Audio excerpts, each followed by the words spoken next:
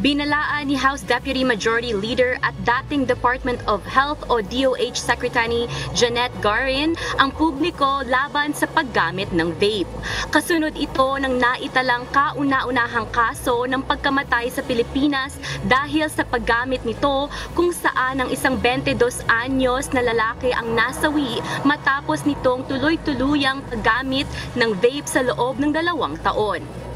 Sa isang pahayag, sinabi ng mambabatas na kailangan mamulat na ang lahat sa panganib ng paggamit ng naturang device, lalo na sa mga kabataan dahil sa masamang epekto nito sa katawan na maaaring mauwi sa kamatayan. Ikinababahala ni Representative Garin ang mga ulat na nagsasabing may mga kabataang edad 13 anyos ang nahuling gumagamit na ng e-cigarette at vapes, kaya muli nitong binigyang diin na hindi safe na gawing alternatibong paraan ang nasabing kagamitan para maiwasan ang paninigarilyo.